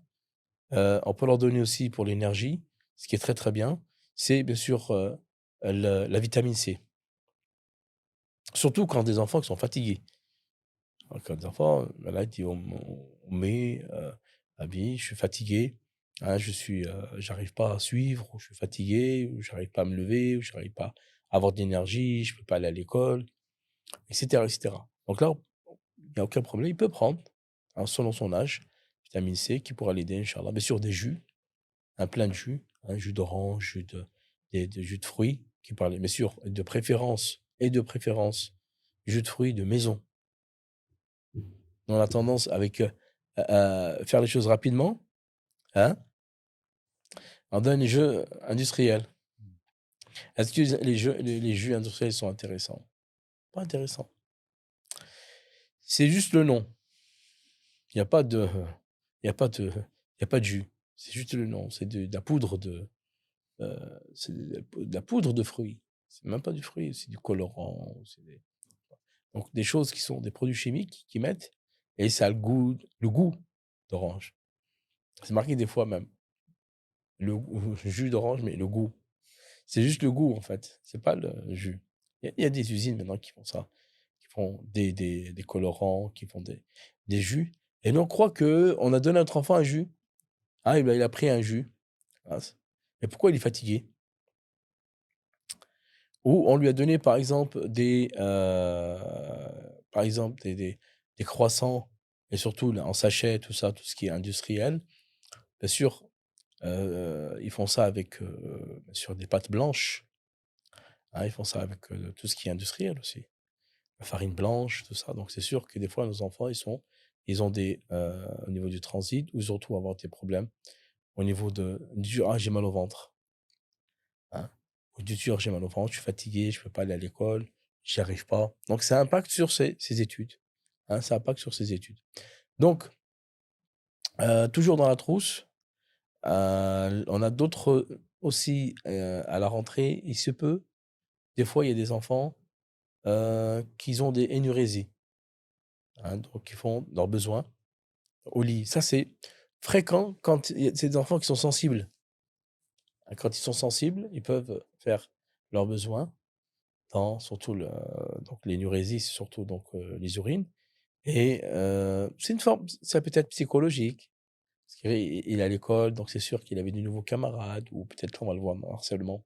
Donc c'est une réponse à un trouble, ou c'est une réponse à quelque chose de psychologique. Donc on peut utiliser donc certaines plantes pour l'énurésie, qui est très bien, comme par exemple les feuilles de chêne, qui est très bien en tisane pour les enfants. Feuilles de bouleau aussi, de chêne. On peut utiliser aussi donc la camomille, le tilleul. Mais ce qui est très, très bien, ce qu'ils faisaient auparavant, c'est d'utiliser le miel. Une cuillère, le mieux que j'ai pu essayer, c'est une cuillère à soupe. Donc ça, c'est quand c'est assez grand, à peu près vers 10 ans. Un peu moins de 10 ans, petite cuillère de miel. De préférence, un miel, bien sûr, pur. Miel de jujubier ou dans tous les cas, qu'il soit un miel pur. Avant de dormir, et de faire passer, plutôt de masser sur la colonne vertébrale l'huile d'olive. L'huile d'olive qui soit donc tiède, l'huile d'olive tiède, et de passer sur la colonne vertébrale. Et ça, Inch'Allah, binillah, à plusieurs reprises, ça peut aider l'enfant, Inch'Allah. Après, bien sûr, si ça persiste, peut-être que c'est des traumatismes, donc l'enfant, il est violenté, c'est-à-dire qu'il y a une violence des parents. Donc c'est sûr que peut-être s'il y a la violence, c'est autre chose là. Là, il doit être traité, l'enfant. Voilà à peu près la trousse. Hein, un plein de vitamines, donc pour la fatigue, la toux, donc les virus, booster l'immunité. Voilà la trousse que peut savoir donc l'enfant pour se préparer à la rentrée. Barakallahu fikum. Une question aussi qui revient souvent, c'est qu'est-ce qu'on pourrait donner aux enfants pour les aider à la concentration et surtout à la mémoire? Concentration, mémoire, d'accord. C'est vrai, c'est important. Ça, il y a plusieurs façons d'aider nos enfants à la concentration et à la mémoire. Alors déjà, c'est bien sûr, on peut donner des remèdes naturels dans un premier temps. Ensuite, on parlera certaines techniques. Après, on verra aussi donc une certaine pédagogie et l'hygiène de vie. Alors, pour la mémorisation, ce qui est très très bien pour la mémorisation, c'est un champignon chinois qui est très très bien, qui s'appelle Ericium. L'Ericium, c'est un champignon vraiment idéal. Ericium, on appelle aussi, je crois, Liansman. Je crois que c'est la crinière du lion. Il a la forme d'une crinière. C'est un champignon subhanallah, qui pousse sur les arbres. Il a une forme de crinière, comme ça, la crinière du lion. Elle est blanche. Blanche, ça dépend, il y a plusieurs variétés d'éricium. Il peut être blanc avec blanc, brun. D'accord. Et subhanallah, c'est un champignon qui agit directement dans le cerveau, c'est-à-dire qui alimente le cerveau. Donc, il va pouvoir aider nos enfants sur la concentration et la mémorisation. Concentration et mémorisation, les deux. Donc, l'éricium. Alors, maintenant, alhamdoulilah, il se trouve, il commence à être, comment dire, il se propage donc, dans le monde du naturel et surtout dans les maisons bio, dans les maisons, dans les pharmacies, tout ça. On le trouve sur plusieurs formes. L'éricium, on va le trouver, par exemple, en sirop. Ça tape très, très bien pour les enfants. On peut le trouver aussi donc, en gélule, en comprimé, en ampoule. Bon, ce qui convient aux enfants. Ce qui va très bien pour nos enfants, c'est le sirop. Le sirop, il va très bien. Donc ça va pouvoir ça va pouvoir, alimenter le cerveau. Ça va pouvoir l'alimenter. Ça va être très bien pour lui, l'éricium. Ensuite, une plante idéale, c'est le ginkgo biloba.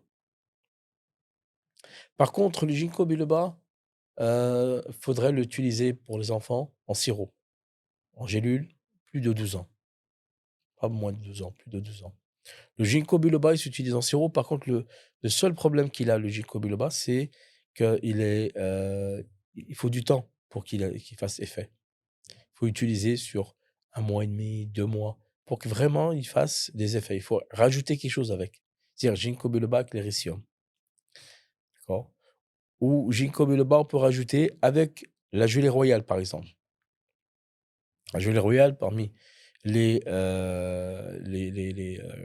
produits de la ruche, qui est idéal pour la mémorisation, c'est la gelée royale. Non seulement on a vu dans la trousse, la gelée apporte contre la fatigue, mais aussi elle a un effet sur la concentration et la mémorisation, la gelée royale. Donc à la fois, si vous donnez la gelée royale à vos enfants, non seulement ça va agir contre la fatigue, ils vont avoir plus d'énergie et en plus, ça va les aider pour se concentrer. Aussi, on peut leur donner des plantes comme le gingembre, qui est très bien, le romarin, c'est des tisanes. On peut leur donner aussi.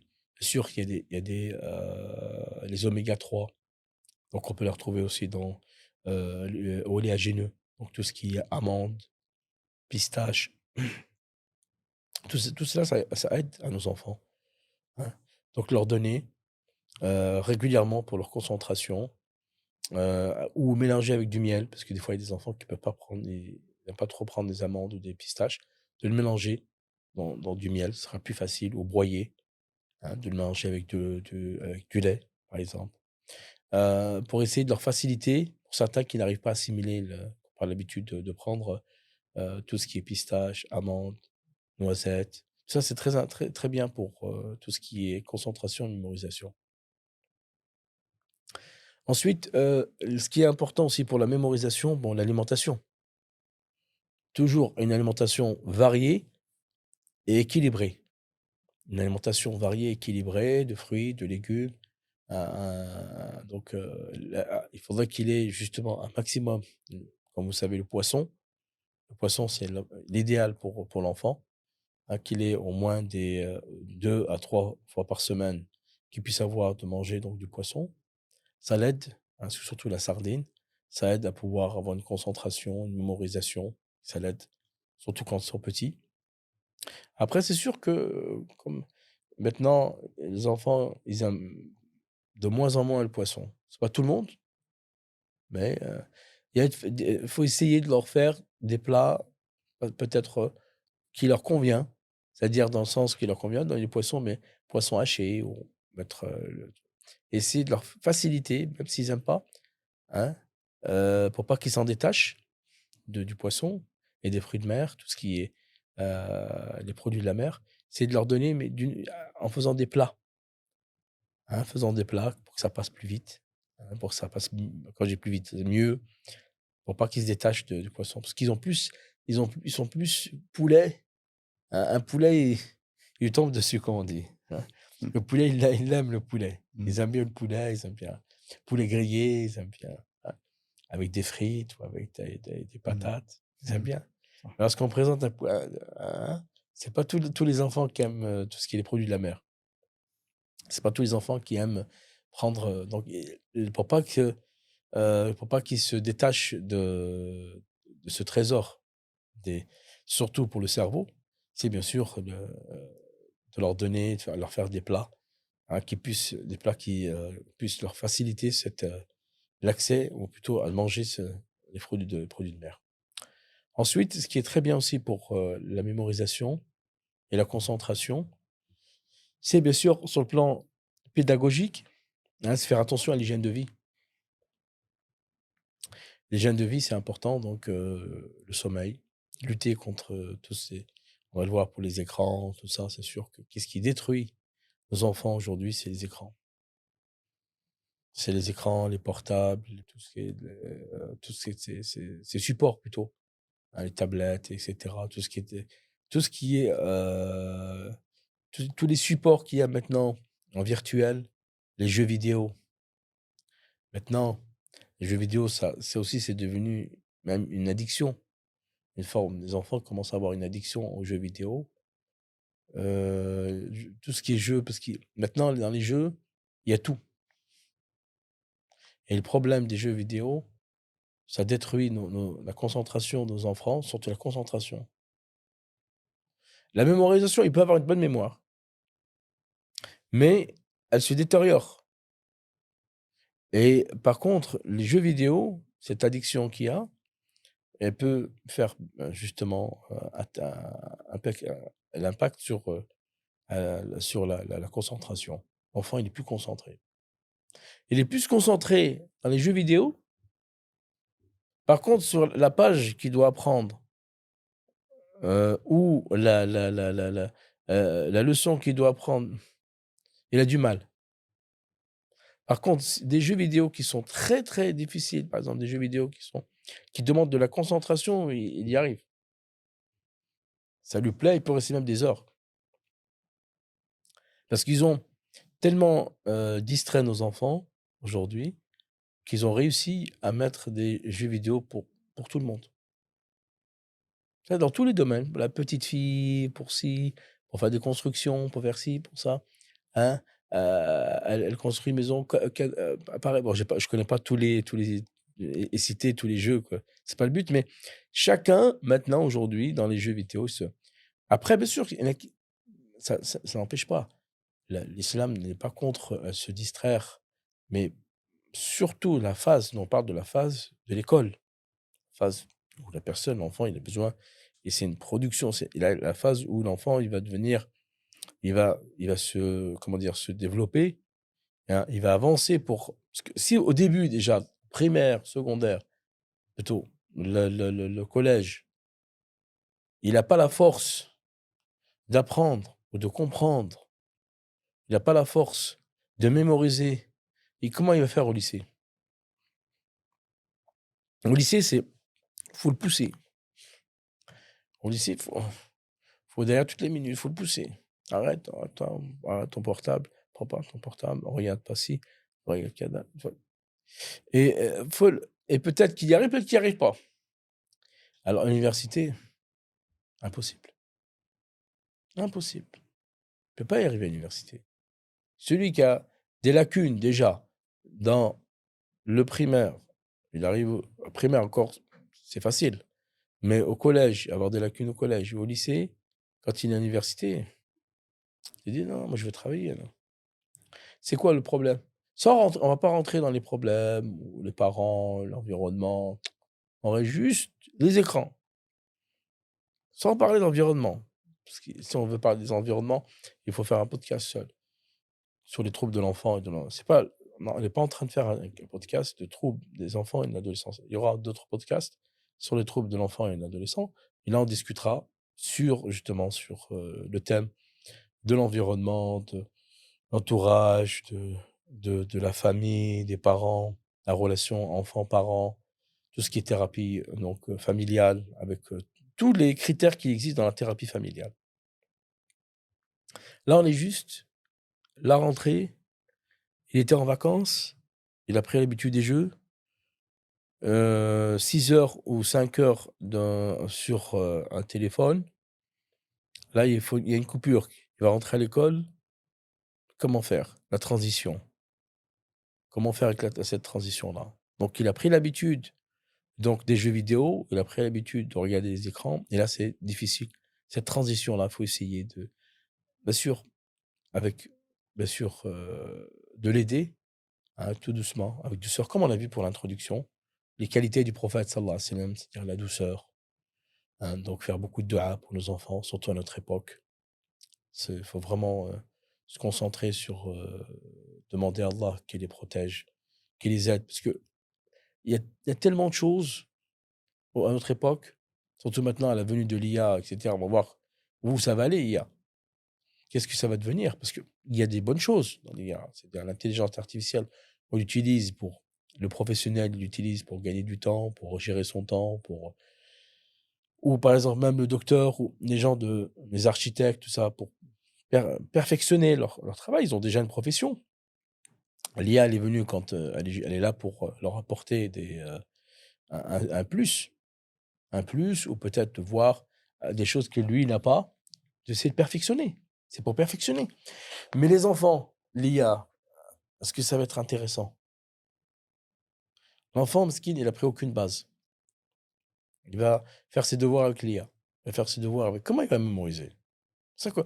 On parle de mémorisation et de concentration. C'est sûr, les produits naturels ont leur rôle. L'alimentation ont leur rôle. L'hygiène de vie, leur rôle. Mais il y a aussi maintenant, il faut on est obligé de parler de l'environnement. On est obligé de parler de la technologie, plutôt. On est obligé de parler de la technologie. On ne doit pas être ignorant. À notre époque, je pense que les parents ne doivent pas être ignorants de la technologie. Ils ne doivent pas être ignorants de ce qui se passe en ce moment. Ils doivent savoir quel genre de IA, quel genre d'intelligence artificielle, à quoi ça sert, pourquoi tu utilises l'intelligence artificielle. Tu vois ton fils, ah oui, oui, j'ai besoin du portable. Ouais, je vais faire mes devoirs. Et ouais, ça y est, lui, il va rentrer dans l'IA. L'IA lui a tout fait. Comment il va faire? Il arrive au collège, il va dire, il va arriver au bac et dire, attendez, je prends mon portable, je vais regarder l'IA, qu'est-ce qu'elle dit? Et alors, même, c'est même pas, nous, on dit ça d'une manière humoristique, mais sur la réalité, l'enfant, il a plus cette force pour pouvoir se concentrer, cette force de pouvoir apprendre. Il dit, non, j'ai devant moi toutes les informations. Pourquoi je vais apprendre? À quoi bon apprendre? Donc ça va pousser nos enfants à être faibles devant, à se confronter dans l'éducation, se confronter dans l'apprentissage. Donc là, il faut qu'on fasse attention, tous, fasse attention à cette technologie. Avant, on avait peur de Google, on avait peur de l'internet, on avait peur, que les enfants peut-être qui vont dévier dans certains sites, et cetera. On n'est plus dans le site maintenant. Maintenant, on est en train il faut qu'on sache justement où va l'IA. Qu'est-ce que c'est l'IA? À quoi ça sert? Quel est le but? Est-ce qu'on peut utiliser? À tel âge? À quel âge on peut donner à notre enfant la possibilité de prendre l'intelligence artificielle? Est-ce que ça va être bénéfique pour nos enfants? Et cetera, et cetera. Il faut pas qu'on se délaisse à cela et se dire, voilà, du moment qu'il apprend, du moment qu'il apprend. Et après, on est étonné. Lorsqu'il arrive au lycée, il dit: «Ouais, c'est bon, moi je veux travailler moi. Je veux faire un travail, de» oui, travail, c'est sûr de travailler, c'est sûr. Mais si on a si on essaie de faire tous les efforts pour que le fils ou notre fille, elle puisse avoir un avenir avec une profession beaucoup plus beaucoup plus élevée, c'est mieux. Aujourd'hui, à notre époque, là, les gens se valorisent par rapport au diplôme. C'est vrai que ceux qui a l'expérience, c'est une chose, mais le diplôme, il donne quand même. C'est qu'une personne qui a un diplôme, c'est quelqu'un qui a étudié, il a fait des efforts. Donc c'est pour ça qu'on doit faire attention. Pour la mémorisation et la concentration, de bien faire attention à nos enfants, de leur faire éviter toutes ces technologies. Ça peut les perturber, ça peut leur affaiblir, ça peut ils vont perdre cette force pour pouvoir apprendre et comprendre. Ensuite, donc on a dit l'alimentation, les produits naturels pour la mémorisation, la concentration, donc l'hygiène de vie et donc les écrans. Donc je pense là maintenant la question c'est les troubles. Quels sont les troubles, c'est ça? La Non, troisième question. non. Comment gérer les enfants qui ont des troubles tels que TDAH, Voilà, donc hyperactivité? là c'est une continuité un petit peu. Donc là on a parlé des enfants, on va dire, bon, ils sont normaux, tout normal, mais là, ceux qui ont des troubles maintenant. Ouais. Ça, c'est important de parler de ces troubles-là, les troubles du TDAH, c'est-à-dire les troubles de l'attention et de la mémorisation. C'est vrai que c'est pas facile de gérer un enfant TDAH ou un enfant hyperactif ou TDAH avec hyperactivité. Et aujourd'hui, alors, la question, comment il est devenu TDAH et hyperactif? Ça peut être génétique. Ça peut être déjà dans le ventre de sa mère, pendant une grossesse. Peut-être une grossesse qui est assez difficile, une grossesse que la mère a eu une difficulté dans sa grossesse. Peut-être des tourments, des troubles, des violences, des chocs. Elle a été traumatisée. Donc ça peut être déjà avant même que l'enfant il est né. Avant même que l'enfant il est né. Ça, c'est important de savoir ça. C'est important. Si on veut traiter le TDAH, on aura d'autres podcasts pour parler de TDAH. Si on veut vraiment traiter le TDAH, déjà, il faut connaître la cause du TDAH. Pas se précipiter comme aujourd'hui, il y a Ritaline, médicament Ritaline, sans savoir qu'est-ce qu'il a. On va arrêter de donner la Ritaline juste pour qu'il arrête de bouger, il arrête d'être violent, il arrête. C'est quoi ça? C'est destruction, ça. On détruit nos enfants comme ça. Pourquoi prendre le temps? Bien sûr, il y a des psychopédiatres, il y a des neuropédiatres, il y a des psychoneuropédiatres. Ils font tout pour essayer de. Mais à la fin, ils arrivent à quoi? Ils apportent leur soutien. Par exemple, ils vont le mettre par exemple dans un centre. Très bien. Ils vont le mettre s'il a des problèmes de parole ou des problèmes de langage, orthophoniste. S'il a des problèmes au niveau de la motricité, donc ils vont l'emmener chez le kiné. S'il a des problèmes. Donc il y a plusieurs agents, plusieurs professionnels de santé qui vont bien sûr se mémoriser pour traiter cet enfant-là. Mais d'abord, avant tout, c'est traiter la cause. Regarder la cause. Comment c'est venu? Est-ce que c'est génétique? Est-ce que peut-être héréditaire? Peut-être que le TDAH, l'enfant, c'est son père qui est TDAH ou sa mère qui est TDAH. Déjà, le fait de savoir la cause, c'est important pour pouvoir le traiter avec la médecine prophétique. Donc, c'est important de le traiter, déjà de savoir la cause. Peut-être ça vient, comme j'ai dit, donc par rapport à la mère. Peut-être c'est venu avec un choc. Il y a eu un choc, cet enfant. Et aussi, un point important, et ça, j'ai eu des cas, c'est peut-être un mal occulte. Et, et là, c'est important, c'est un point important. Pourquoi? Parce que j'ai eu des cas d'enfants, bifadlillah, on parle bien de la médecine prophétique, avec la grâce de notre Seigneur et la permission d'Allah qu'on guérit avec la ruqya. Avec la ruqya, pourquoi? Parce que c'était un enfant qui était touché par un mal occulte. Ou la mère qui était touchée par un mal occulte. Alors qu'ils ont fait tous les médecins, ils ont fait la mère et le père, mesquins, ils ont plus d'issue. Il n'y a plus comment faire. Ils ont tout dit sur lui. Autiste, enfant, mettre dans un centre, il faut le mettre dans, etc. Alors que c'était juste un mal occulte. L'enfant, il crie la nuit. Il a des agissements qui ne sont pas normaux. D'accord? Et ça n'empêche pas, bien sûr, de le traiter par le moyen qu'il y a, ça n'empêche pas, mais de rajouter la ruqya. De mettre dans le protocole d'un TDAH sans ou avec hyperactivité, de mettre la ruqya. Donc, un TDAH, il y a besoin de l'aider pour la concentration. Et d'ailleurs, chaque enfant TDAH est différent.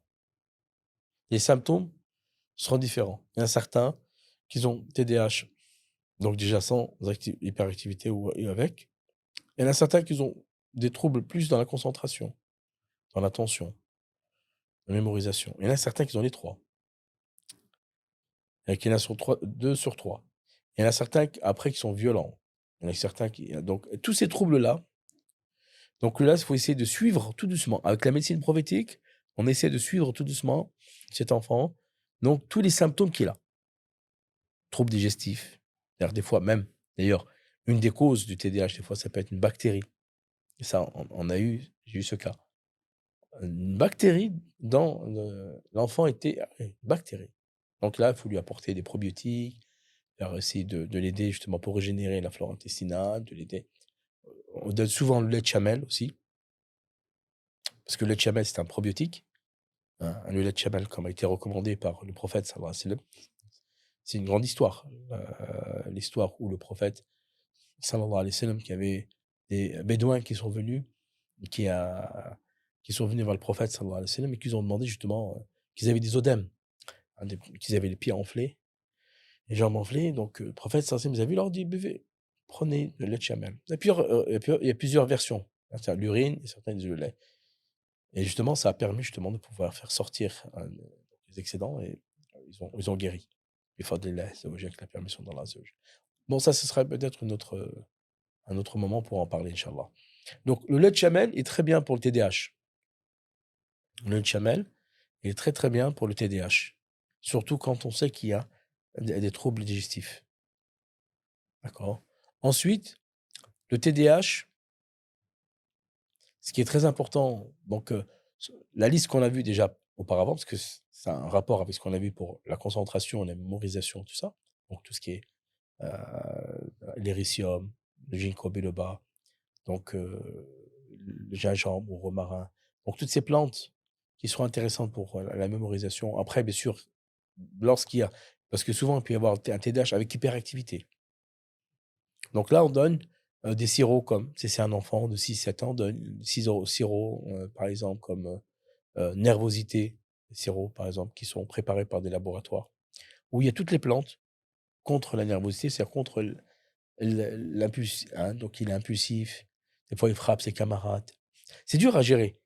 Il frappe ses camarades, il frappe ses sœurs, ses frères. Donc là, il faut essayer de gérer il faut essayer de gérer. Plutôt, le mot, c'est pas le mot gérer, c'est le mot canaliser.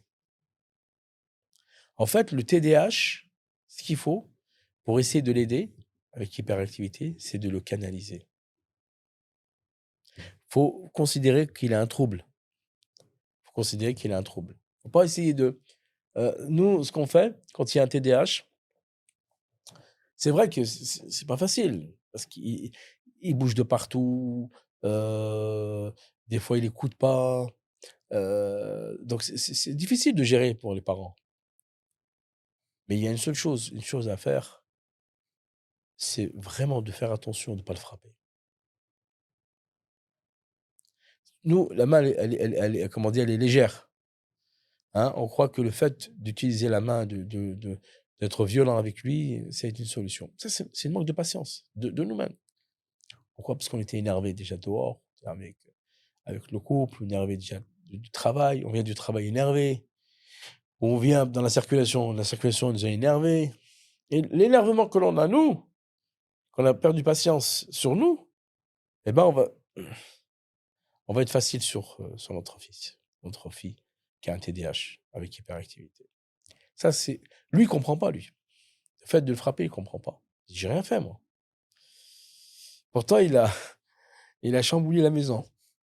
Il dit, j'ai rien fait. Parce que c'est un trouble. C'est un trouble, c'est un cerveau. Ou un mal occulte.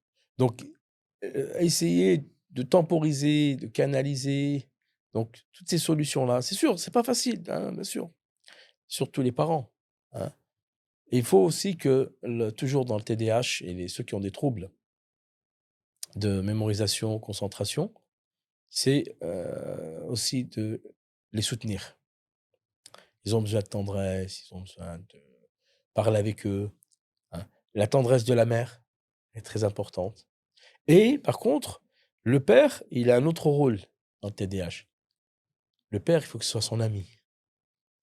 qu'il emmène avec lui là où il va. Au marché, à la mosquée, même s'il peut l'emmener au travail, l'emmène au travail. Il ne faut pas parce que lui, il se sent enfermé. Il ne faut pas qu'il laisse enfermer. Plus il laisse enfermer le TDAH, et plus il va, en fait, il va pas pouvoir s'améliorer. Il faut essayer et là, lorsqu'on parle de l'aider à sortir, c'est bien sûr, on parle d'activité physique.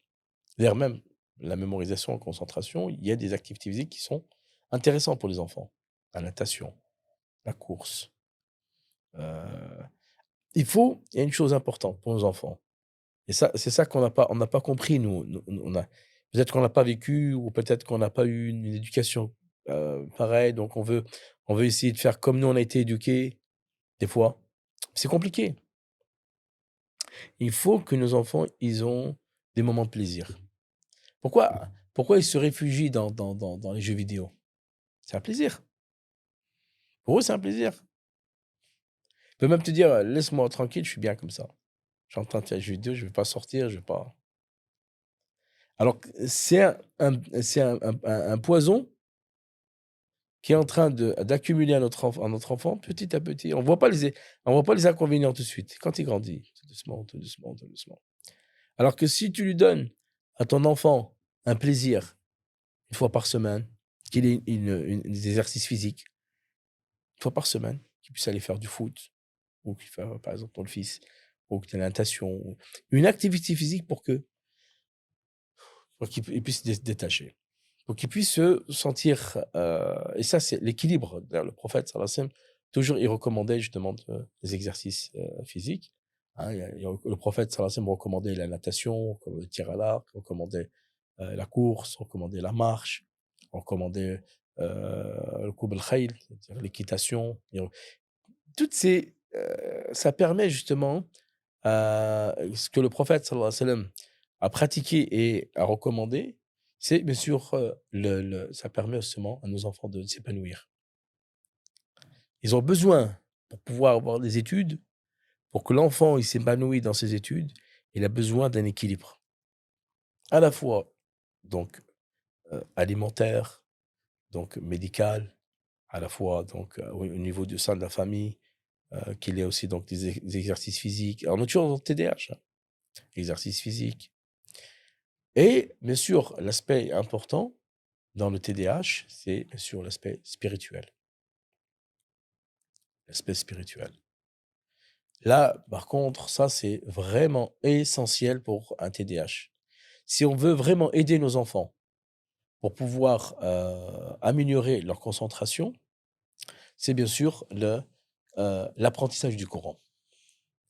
Donc, l'apprentissage du Coran est essentiel. Si on veut aider un TDAH à pouvoir se concentrer dans les études et surtout à diminuer de son, euh, de son comportement impulsif, c'est de le mettre dans des assises de Coran. Après, c'est vrai que c'est compliqué des fois. Il y a des professeurs qui l'acceptent parce qu'il bouge tout le temps. Donc, il est là, même dans les assises, c'est contraignant. C'est le professeur qui enseigne le Coran. C'est sûr qu'il voit l'enfant, il va c'est là, après il bouge là, après il bouge là. Après, est-ce que directement, c'est une solution de lui dire? Il peut dire: «Je n'accepte pas», comme dans certains instituts. Certains instituts, en France ou dans les pays, ils voient qu'il y a un TDAH, ils disent: «Non», surtout s'il est impulsif, non, il faut le mettre dans un centre approprié. Parce qu'il peut il peut faire des choses, peut être dérangeant dans l'institut. Pareil pour les cours de Coran et l'apprentissage du Coran pour le TDAH, avec impulsivité, ou de faire un professeur pour lui, donc qui l'enseigne spécialement pour lui, ou c'est un professeur qui a de la pédagogie et de la patience. Il essaie de se rapprocher. Ado ajar, hein, il sera récompensé par cette patience. Il connaît l'enfant, il sait qu'il a un trouble, il patiente. Patience sur cet enfant, il dit: «Inch'Allah, je vais avoir une récompense plus élevée si je patiente avec cet enfant-là». Donc c'est important. La l'épanouir sur le plan physique, avec des exercices physiques, qui puisse l'enfant sortir, faire un sport, avoir bien sûr un environnement sain et clair qui l'aide, il ne faut pas qu'il sente le trouble, l'empathie, l'écouter. L'enfant, il faut qu'il soit écouté. Il a besoin d'être écouté, de savoir ses besoins, de savoir. Et pour vraiment appuyer tout ce travail, d'ailleurs, c'est un grand travail, c'est bien sûr la spiritualité. Donc la spiritualité, comme on l'avait vu pour l'éducation des enfants, il faut donner un peu plus à un TDAH. Si on doit donner la spiritualité, comme on a expliqué, l'éducation qu'on a expliqué pour la prière et pour lui montrer comment faire la prière, les ablutions, comment... Toute la spiritualité, ça, faut doubler pour un TDAH. Doubler de vigilance, doubler de patience, et on sera récompensé. On sera récompensé par cette épreuve. On peut considérer comme une épreuve. Hein. On peut considérer comme une épreuve, bien sûr. Et alhamdoulilah, c'est une épreuve de la vie. La vie, elle est courte. Elle est de passage. Donc, on sera récompensé. Certains, ils font d'autres efforts, ils seront récompensés. Nous, Allah Azza nous a éprouvé avec des enfants hyperactifs ou avec un TDAH. Donc, on sera récompensé. On sera récompensé par, justement, ce travail qu'on a sur cet enfant-là. Donc, et surtout, je vais revenir sur la spiritualité, et surtout le mot canaliser. Il faut essayer de canaliser. Ça, c'est un mot, gardez-le. Ça, c'est si ce soir, vous avez à prendre un mot important dans l'hyperactivité, dans le TDAH, hyperactivité, c'est de canaliser l'enfant. L'enfant, c'est un futur génie. Il va être quelque chose de...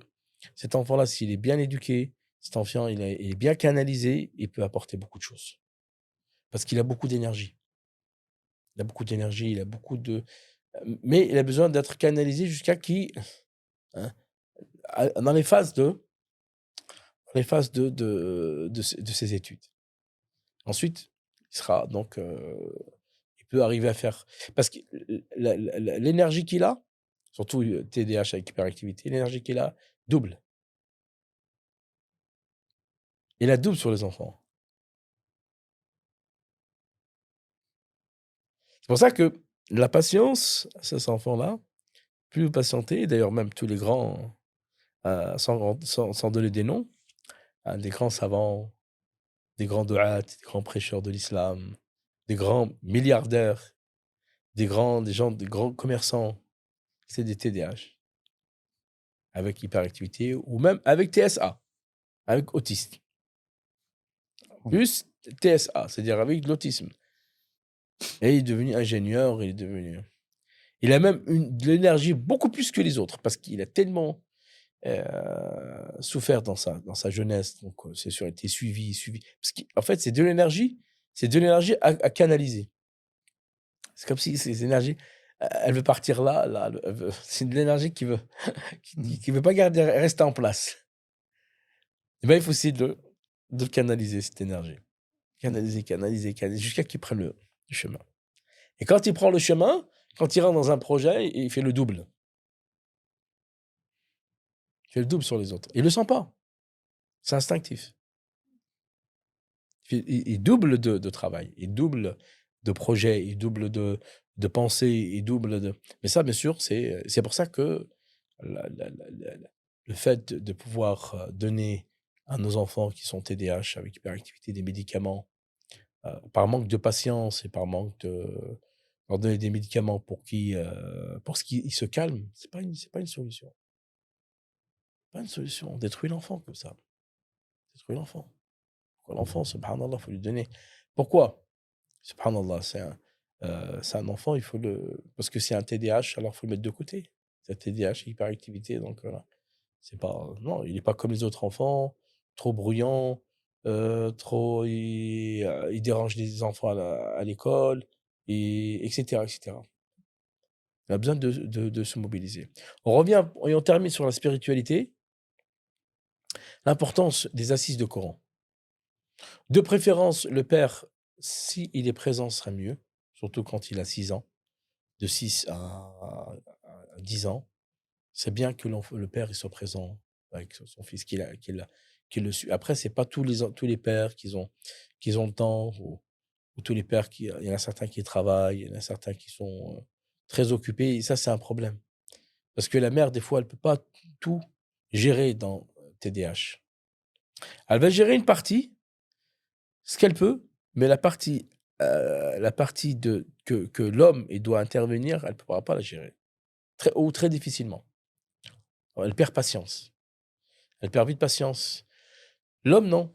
Parce que l'homme, lui, il prend cette responsabilité pour pouvoir l'accompagner dans son travail, l'accompagner dans tout ce qu'il fait. Il faut qu'il sente une présence. Il faut qu'il ait deux. À la fois, le TDAH, il faut qu'il sente qu'il y a cet équilibre-là. Subhanallah, il y a la tendresse de la mère et la sécurité du père. Le prophète, sallallahu alayhi wa sallam, a été révélé pour parfaire les comportements, pour changer et améliorer les comportements. Le prophète, sallallahu alayhi wa sallam, a été révélé.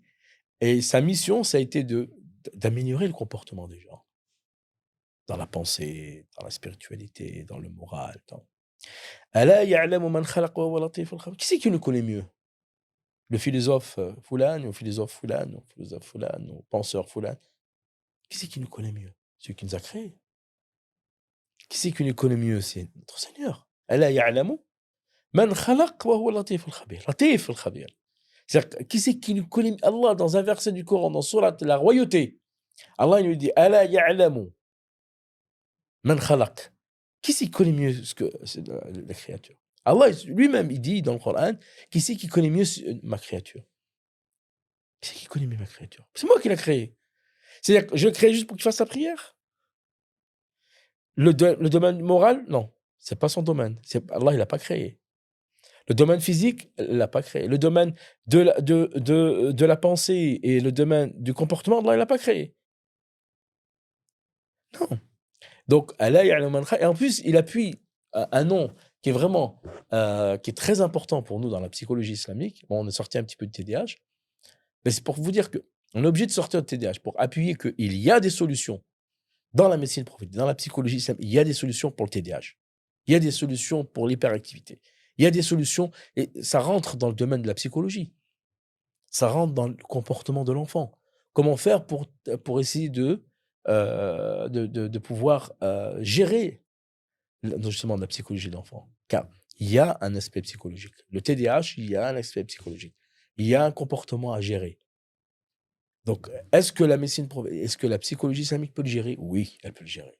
Bifadlillah, après le Coran et la sunna du prophète, sallallahu alayhi wa sallam. Et ça, on verra, Inch'Allah, dans d'autres prochains podcasts, Inch'Allah. Hein?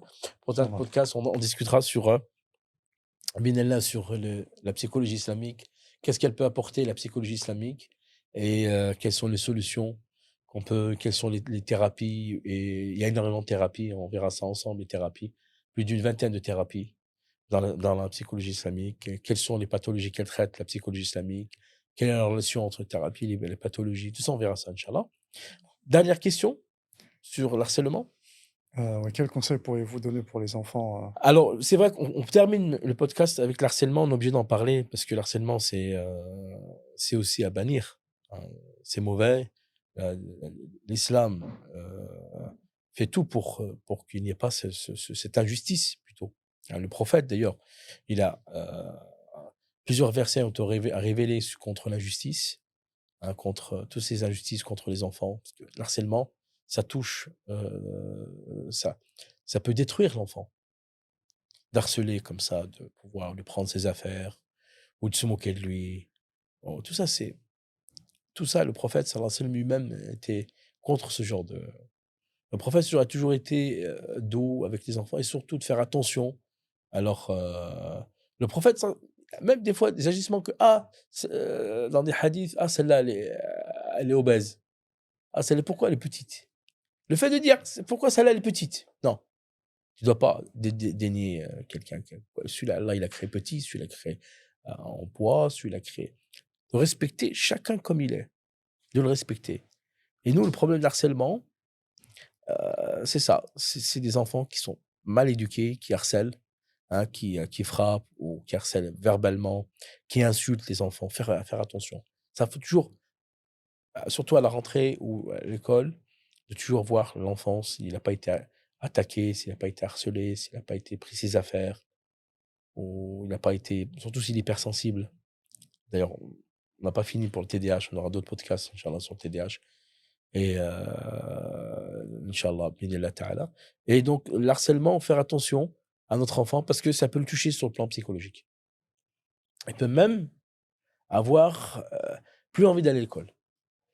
Parce que pourquoi je vais à l'école, moi? Pourquoi je vais à l'école? Il m'insulte, il me prend mes affaires, il me dit, moi, je suis obèse, moi, je suis comme ci, pourquoi je mets ça, pourquoi je mets... Et toujours. Et le pire, pour terminer, on aura d'autres moyens d'en parler, Inch'Allah, dans un autre moment, c'est le cyberharcèlement. Ça, c'est le pire. Le cyberharcèlement, ça, c'est le pire. On aura l'occasion d'en parler dans d'autres podcasts, Inch'Allah, sur les troubles de l'enfant et de l'adolescent, Inch'Allah, bi'idhnillah ta'ala. C'est les contacts et l'harcèlement par Internet. Ça, c'est le pire. C'est-à-dire des harcèlements qui se font à travers des jeux, un jeu vidéo, des harcèlements qui se font par des réseaux sociaux, des harcèlements aux enfants. Pour ça, qu'il faut bien faire attention, qu'on soit bien vigilant pour nos enfants, pour leur, Inch'Allah, leur éducation, leurs études, leur avenir, hein, le monde virtuel. Bien faire attention au virtuel. Il ne faut pas qu'on soit ignorant de ce monde, surtout je parle bien du cyber harcèlement qui peut, notre enfant, il peut devenir même une fillette, elle peut être en dépression à cause de ça. En dépression. Elle peut se retrouver, une fillette de 10 ans se retrouver en dépression.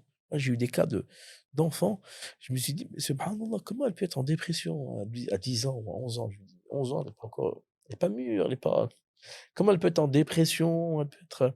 Elle peut se retrouver à 12 ans, se retrouver dans des troubles psychologiques. Tu dis, tu cherches la cause. Tu dis, pourquoi sa mère la frappe, son père la frappe?